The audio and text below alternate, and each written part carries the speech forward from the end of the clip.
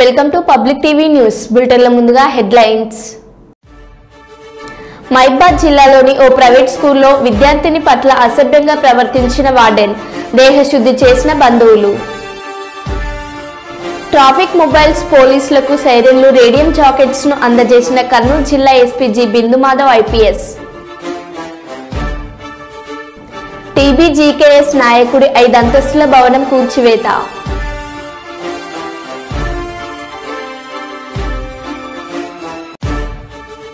అన్నా క్యాంటీన్లపై deputy CM Pawan Kalyan కీలక వ్యాఖ్యలు.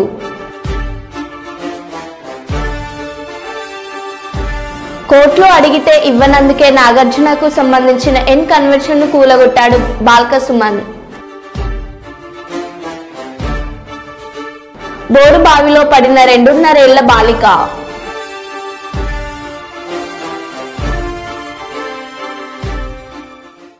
ఇక వివరాల్లోకి వెళ్తే, గోదావరికని మెడికల్ కాలేజీలో లైంగిక వేధింపులు, ఉద్యోగాల అమ్మకాలు. గోదావరికని సింగరేణి మెడికల్ కాలేజీలో మహిళా ఉద్యోగులను లైంగికంగా వేధిస్తున్నారు. రాజకీయ నేతల పేర్లు చెప్పి ప్రిన్సిపల్ వేధిస్తున్నారు. అవుట్ సోర్సింగ్ ఉద్యోగాలు అమ్ముకున్నారు. ప్రిన్సిపల్ పై ఆరోపణలు ఉన్నా ఎందుకు తొలగించడం లేదు? అవుట్ సోర్సింగ్ కాంట్రాక్టు పై చర్యలు తీసుకోవాలని ధర్నా చేసిన ఐక్య స్వచ్ఛంద సంఘాల నేతలు చేసి అటు ప్రభుత్వాన్ని ఇటు సింగరేణి యాజమాన్యాన్ని ఒప్పించి మెడికల్ కళాశాల సాధించుకుంటే మరి ఇక్కడ ఉద్యోగ ఉపాధి అవకాశాలు దొరుకుతాయని, నాణ్యతమైనటువంటి వైద్యం అందుతుందని ఎంతో ఆశాభావంతో వ్యక్తం చేసి ఈ రోజు మెడికల్ కళాశాల సాధించుకుంటే మరి ఉద్యోగ ఉపాధి అవకాశాల్లో బయటి కాంట్రాక్ట్ వ్యవస్థ ఇతర ప్రాంతాలకు ఏజెన్సీలుగా ఇస్తే మరి విచ్చలవిడిగా ఉద్యోగాలు అమ్ముకొని ముఖ్యంగా మహిళా కార్మికులను శానిటేషన్ విభాగం అయితేనేమి, సెక్యూరిటీ విభాగం అయితేనేమి కొంతమంది కామ పిశాచులు ఆడపిల్లను లైంగికంగా వేధింపులకు గురి చేస్తా ఉంటే మరి వారిపై కఠిన చర్యలు తీసుకోవాల్సింది పోయి కొంతమంది నేను శ్రీధర్ బాబు అనుచరుణ్ణి, నేను రామగుండం ఎమ్మెల్యే మక్కన్ సింగ్ గారి అనుచరుణ్ణని చెప్పుకుంటూ భయభ్రాంతులకు గురి చేస్తా ఉన్నారు. మీ ప్రజాప్రతినిధులు ఆడపిల్లలను వేధింపమని చెప్తా ఉన్నారా అని మేము ప్రశ్నిస్తా ఉన్నాం. ఈ రోజు ఐక్య సంఘ స్వచ్ఛంద సంస్థల ఐక్య వేదిక ముందు మరి మెడికల్ కళాశాల ముందు నిరసన తెలియజేయడం జరుగుతూ ఉన్నది. యుద్ధ ప్రాతిపాదికన మెడికల్ కళాశాలలో మహిళా కార్మికులను వేధిస్తున్నటువంటి కామ పిశాచులను కఠినంగా శిక్షించాలని, అదేవిధంగా కాంట్రాక్టర్ పై కఠిన చర్యలు తీసుకోవాలని, అదేవిధంగా వారిపైన యుద్ధ ప్రాతిపాదికన కేసులు నమోదు చేసి మరి జైలుకు పంపించాలి. అనేక సార్లు మెడికల్ కళాశాల ప్రిన్సిపల్ పై అనేక ఆరోపణలు వచ్చినప్పటికీ, ఫిర్యాదులు చేసినప్పటికీ ఇక్కడ కొంతమంది వైద్య అధికారులు, జిల్లా అధికారులు ఆమెకు సపోర్ట్ చేస్తూ బదిలీ చేయకుండా, సస్పెండ్ చేయకుండా ఎందుకు అండగా ఉంటుందని మేము ప్రశ్నిస్తా ఉన్నాం. మరొకసారి ఇలాంటి పునరావృతం అయితే పెద్ద ఎత్తున మెడికల్ కళాశాల ముందు ఆందోళనలు తప్పవని ఐక్య స్వచ్ఛంద సంస్థల వేదిక ద్వారా మేము హెచ్చరిస్తా ఉన్నాం.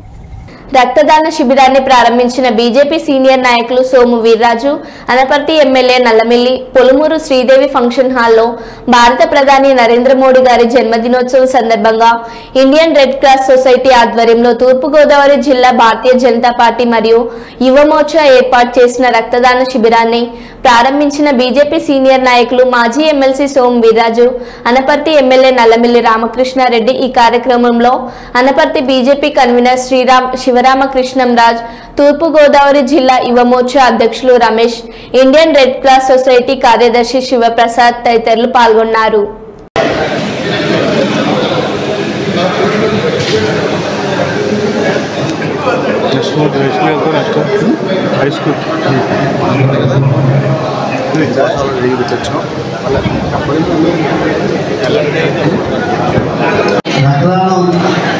గ్రహించిన వాళ్ళు ఎలా ఉంటే సెంటర్కి వెళ్తారు.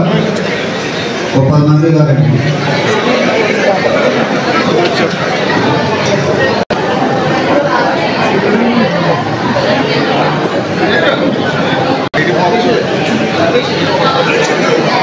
నరేంద్ర మోడీ గారి జన్మదినం సెప్టెంబర్ 15 నుంచి గాంధీ జయంతి వరకు సేవా పక్షోత్సవాల పేరుతో పెద్ద ఎత్తున రక్తదాన శిబిరాలు, ఆరోగ్య శిబిరాలు, స్వచ్ఛతా కార్యక్రమాలు ఇవన్నీ నిర్వహించుకోవడం జరుగుతూ ఉంది. దానిలో భాగంగానే ఇవాళ అనపర్తి నియోజకవర్గంలో పెద్ద ఎత్తున రక్తదాన శిబిరం రెడ్ క్రాస్ సొసైటీ ఆధ్వర్యంలో జిల్లా యువమోర్చా నాయకత్వంలో ఈ కార్యక్రమాన్ని ప్రారంభించుకోవడం జరిగింది. పెద్దలు జాతీయ కార్యవర్గ సభ్యులు సోమవీర్రాజు గారి చేతుల మీదుగా ఈ కార్యక్రమాన్ని ప్రారంభించుకోవడం జరిగింది. మరి యువత కాలేజీ విద్యార్థులు పెద్ద ఎత్తున స్పందించి ఈ కార్యక్రమానికి హాజరై రక్తదానాన్ని చేయడం అనేది చాలా సంతోషించదగ్గ విషయం. ఇవాళ ప్రజల్లో ఆరోగ్య పరిరక్షణ పట్ల, ప్రకృతి పరిరక్షణ పట్ల అవగాహన పెంచాలి, భాగస్వామ్యంతో ఈ కార్యక్రమాలు చేయాలనేది ఇవాళ ఈ 100 రోజుల్లో చాలా అగ్రెసివ్ గా రాష్ట్ర అభివృద్ధిలో అనేక కార్యక్రమాల్ని నిర్మాణాత్మకంగా ఎన్డీఏ ప్రభుత్వం, కూటమి ప్రభుత్వం ముందు పెడుతుంది. ఒక్కొక్క అంశాన్ని నేను స్పష్టంగా వివరించడానికి ప్రయత్నం చేయను. ఒక ఎయిర్వేస్ మినిస్టర్ వచ్చిన తర్వాత కేంద్రంలో 8 కొత్త విమానాలని, అంటే మనకు చాలా అవసరం. కాశీ వెళ్ళడానికి విమానం లేదు, అలానే ఢిల్లీ వెళ్ళడానికి 2వ విమానం లేదు, అలానే వైజాగ్ నుంచి ఇతర దేశాలకు వెళ్ళడానికి విమానాలు లేవు, అలానే ఎయిర్పోర్ట్ ఎప్పటి నుంచో వైజాగ్ లో నిర్మాణం చెందాలి, అలానే రైల్వే జోన్ ఎప్పుడో ఇవ్వాలి, అది రాష్ట్ర ప్రభుత్వం గత ప్రభుత్వం స్థలం ఇవ్వడం మూలంగా ఆగిపోవడం. వీటిని ఆయన ప్రత్యేకమైనటువంటి శ్రద్ధ తీసుకోవడం. అలానే రాష్ట్రంలో నియోజకవర్గాల వారీగా కేంద్ర రాష్ట్ర ప్రభుత్వాలకు కలిసి అనపర్తి లాంటి నియోజకవర్గంలో ఒక నబార్డులో దీనికి డబ్బు వస్తుంది, ఈ హాస్పిటల్ కట్టడానికి దానికి డబ్బు ఉంది అని తెలుసుకోవడం. అలానే కొన్ని నేషనల్ హైవే రోడ్స్ కూడా మనం అనపర్తిలో వేసే విధంగా, రైల్వేని అభివృద్ధి చేసే విధంగా చంద్రబాబు నాయుడు గారు ఆయన యొక్క డైనమిక్ నాయకత్వంలో, డైనమిజంలో అనేక కార్యక్రమాలు, నేను ఏదైతే గ్లోబల్ సమ్మిట్ మొన్న జరిగింది, గ్రీన్ ఎనర్జీ అనేది చాలా పెద్ద రెవల్యూషన్. ఇది మోడీ గారు ముఖ్యమంత్రిగా ఉండగా ఒక యూనిట్ కరెంటు సోలార్ 13 రూపాయలు ఇచ్చేవారు, అంటే ఒక మెగావాట్కి 13 కోట్లు అయ్యేది. ఒక ముఖ్యమంత్రిగా గుజరాత్ లో ఆయన ఖర్చు పెట్టాను. ఈవేళ అది 2.5 వచ్చింది, 2.5 కోట్లకు వచ్చింది. ఆ 2.5 కోట్లలో మీ రంగంపేటలో ఒక అబ్బాయి సోలార్ ప్యానల్స్ తయారు చేస్తాడు, మెకానికల్ ఇంజనీర్. ఆ బాబు పేరు నాకు తెలియదు, ఈ మధ్యకాలంలో చాలా కాలం నుంచి అక్కడ చెప్పుకుంటూ ఉంటారు. సోలార్ ఇండస్ట్రీ, సోలార్ ఎనర్జీ, సూర్యుడికి ఏమాత్రం ఖర్చు లేనటువంటి దాని మూలంగా సోలార్ ప్యానల్స్ తయారు చేయడం. ఎల్ఈడి బల్బులు గత ప్రభుత్వం నిలిపేసి మన చంద్రబాబు నాయుడు గారు అంటే మళ్ళా ఎల్ఈడి బల్బులు ఇవ్వాలి, గ్రామాలకు కరెంటు ఖర్చు తగ్గించాలి. ఎల్ఈడి బల్బులు ఇవ్వడం 250 రూపాయలు ఉండేటువంటి ఎల్ఈడి బల్బు ఇవాళ 50 రూపాయలకు వచ్చింది. ఇంజనీర్ గర్ల్ అమ్మాయి ఎల్ఈడి బల్బులు తయారు చేస్తారు, అసెంబ్లింగ్ చేసి 100 మందికి ఉద్యోగాలు వస్తుంది. అమ్మాయి 10 మందికి ఉద్యోగాలు ఇస్తున్నారు.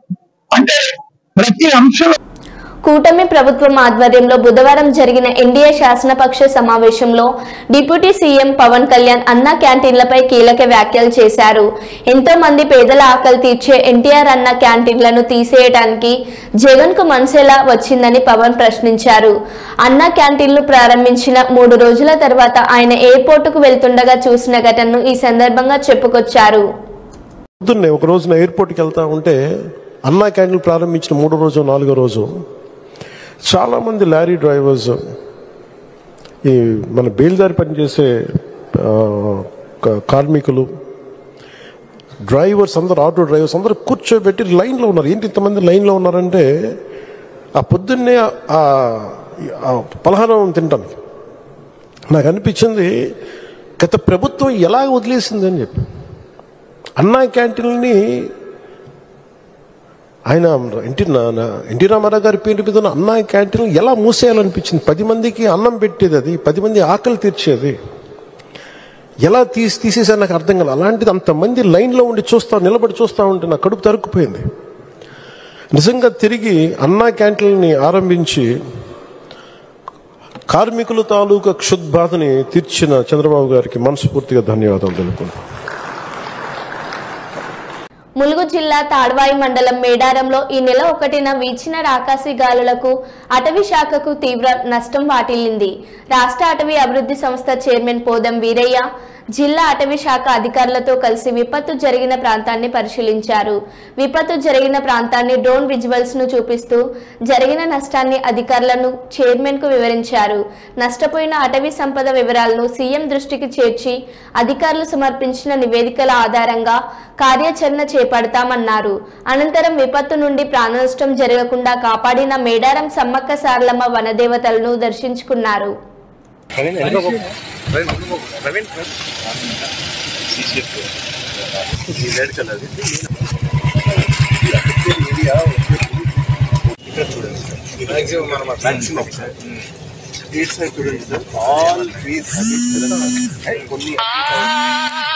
సర్వే చేసాము. సెకండ్ రోజు మనకి తెలిసింది దట్ ఇంత పెద్ద ఏరియా డిస్ట్రక్షన్ అయింది. ఇది సెకండ్ కి అక్కడ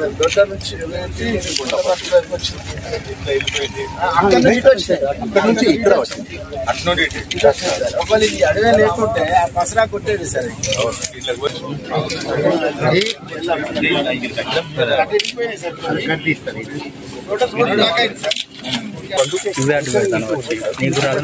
గట్టితనం అనేది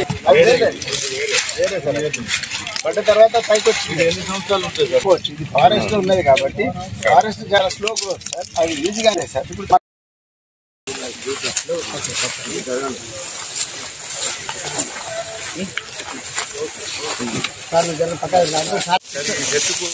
ఎక్కడ పెద్ద అది లేదు సార్.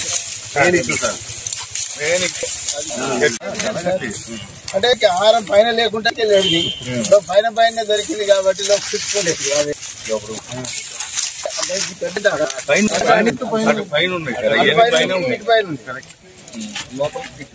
మీరు వచ్చినా కూడా అది వేరే.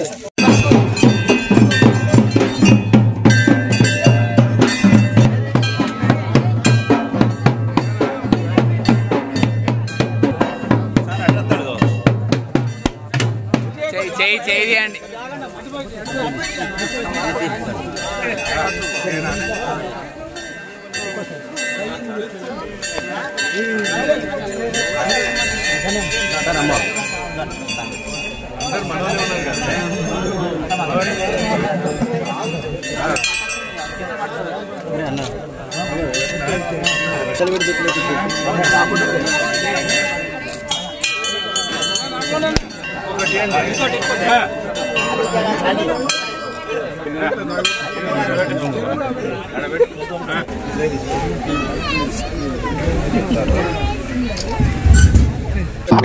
డాక్టర్ బిఆర్ అంబేద్కర్ కోనసీమ జిల్లా అమలాపురంలో అపతు స్తంభ పురోహిత పరిషత్ ఆధ్వర్యంలో స్మార్త విద్వత్ సభ ఘనంగా జరిగింది.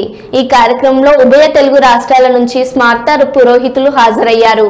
సభాధ్యక్షులుగా దవ్వూరి ఫణి యజ్ఞేశ్వర గణపాటి, ముఖ్య అతిథిగా విశ్వనాథ గోపాలకృష్ణ, ప్రత్యేక ఆహ్వానితులుగా రాయప్రోలు శ్రీనివాస శర్మ, మూల పుల్లయ్య శర్మ, ప్రయాగ కిషోర్ శర్మ, చామర్తి మనోజ్ శర్మ, వెంకటేశ్వర శర్మ పాల్గొన్నారు. అధ్యక్షుడు కర్ర సుబ్రహ్మణ్య శర్మ, కార్యదర్శి కార్తికేయ శర్మ ఆధ్వర్యంలో ఈ కార్యక్రమం ఘనంగా జరిగింది. హాజరైన స్మార్త పురోహితులను ఘనంగా సన్మానించుకోవడం జరిగింది. అటువంటి మంగళంతో ఈ సభను ప్రారంభించుకుందాం. ఓం శ్రీ గురుభ్యో నమః. హరి ఓం. మమ దేవచో జగదేశ్వరస్తు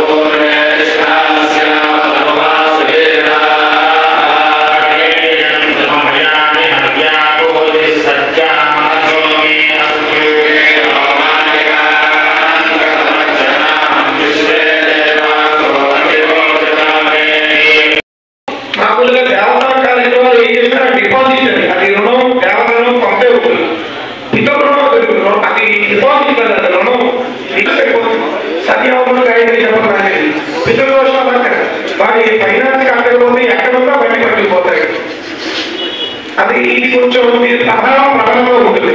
కాబట్టి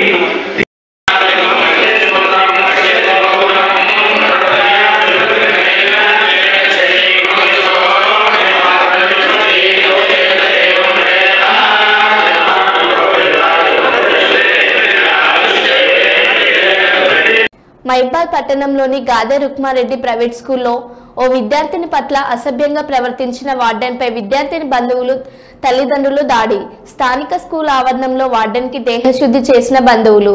వార్డెన్ వెంటనే తొలగించి చర్యలు తీసుకోవాలని తల్లిదండ్రుల బంధువుల ఆందోళన. ప్రిన్సిపల్ ఆఫీస్ రూమ్లో వార్డెన్ని బంధించిన స్కూల్ యాజమాన్యం.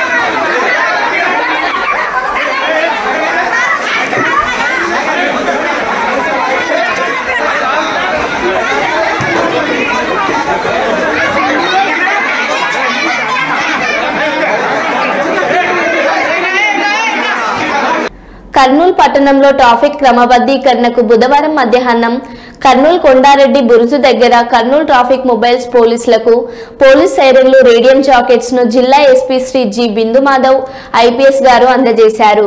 అనంతరం ట్రాఫిక్ మొబైల్స్ పోలీస్ వాహనాలను జెండా ఊపి ప్రారంభించారు. ఈ సందర్భంగా జిల్లా ఎస్పీ గారు మీడియాతో మాట్లాడుతూ ఈ రోజు 14 ట్రాఫిక్ పోలీస్ మొబైల్స్ వాహనాలు పోలీస్ సైరన్లు రేడియం జాకెట్స్ అందజేశామన్నారు. ఈ కార్యక్రమంలో జిల్లా ఎస్పీ గారితో కర్నూలు ట్రాఫిక్ సిఐ మున్సూరుద్దీన్, కర్నూలు 1వ పట్టణ సిఐ రామయ్య నాయుడు, అదోని 1వ టౌన్ సిఐ శ్రీరామ్ మరియు traffic RNS Ahmed Hussain traffic పోలీసులు ఉన్నారు.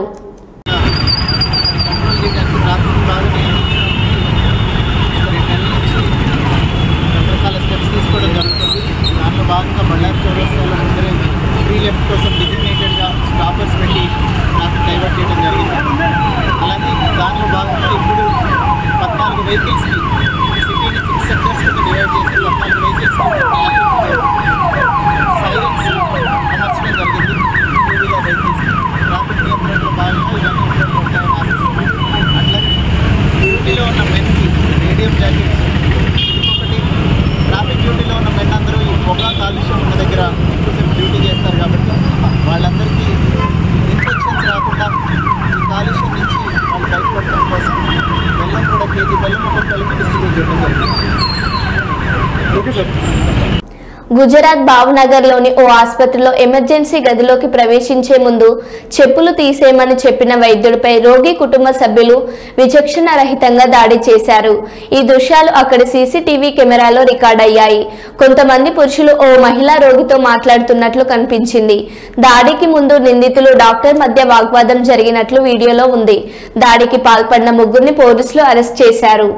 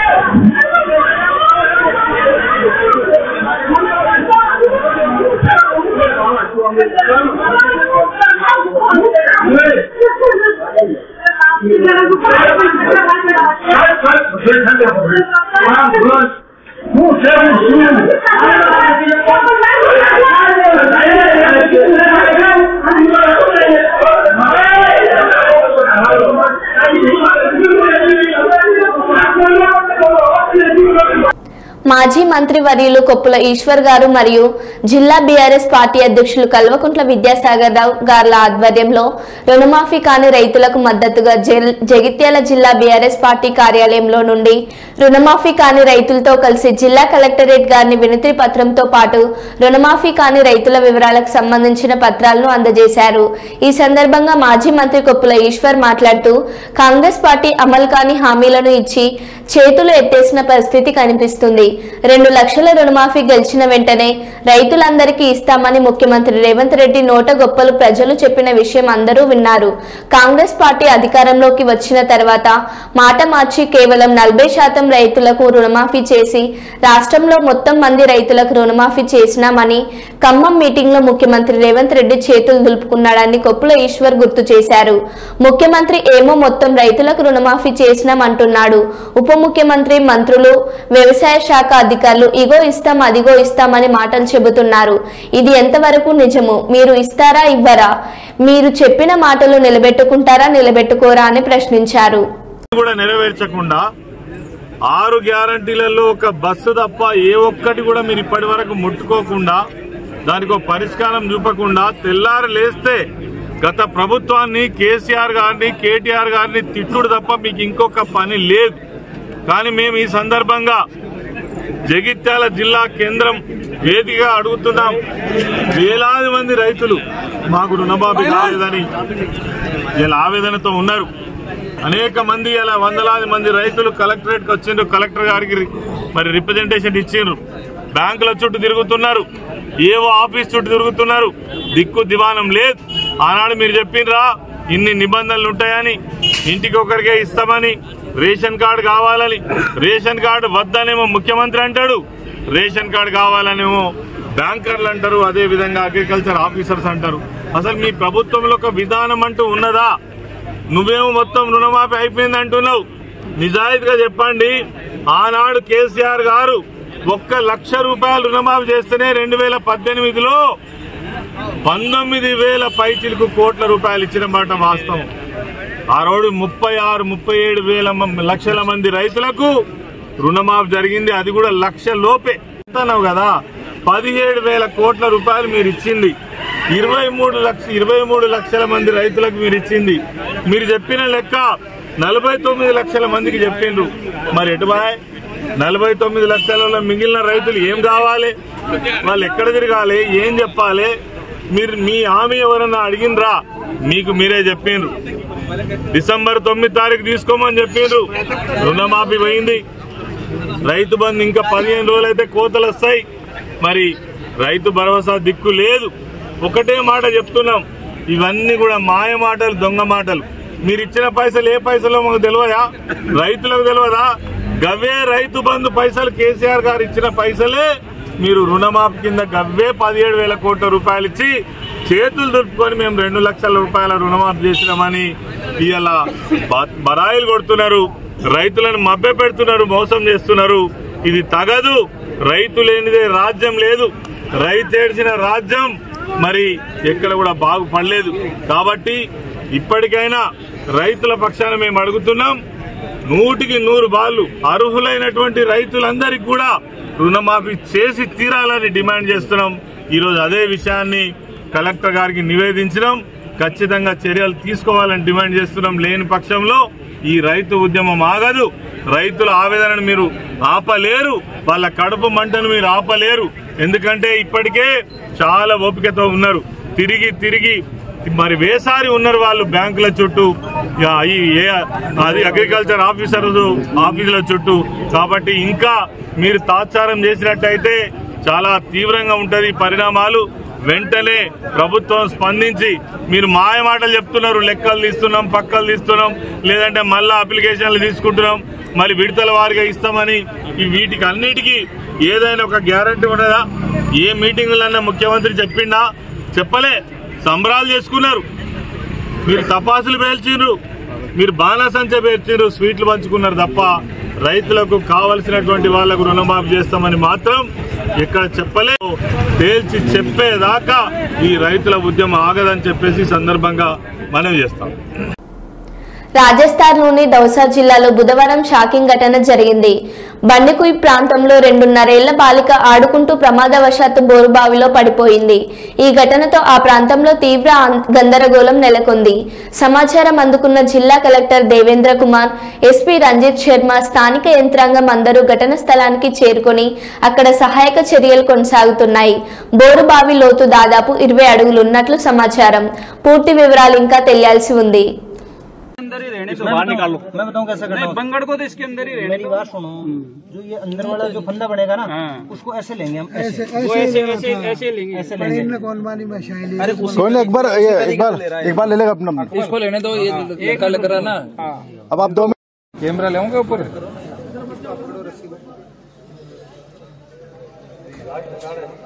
अरे कैमरा ऊपर करना है क्या? नहीं सर, कैमरा खींच लो ऊपर है। बोल्ट दूसरी नहीं है, डैमेज हो गई है। रुको ना, राड को फ्री करने, आप रुको ना। ये राड ये जमीन पे छोड़ना है जरा से।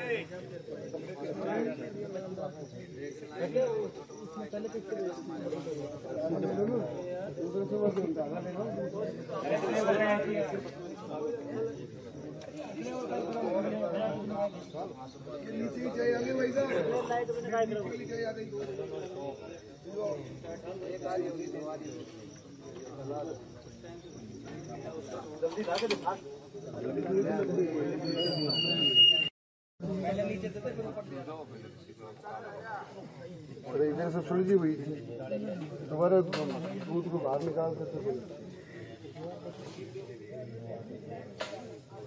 जब तक ट्राई करना इसके सारे हाँ, तो इसे ऊपर दबाव न पड़े, तो रस्सी को खींचिएगा मतलब।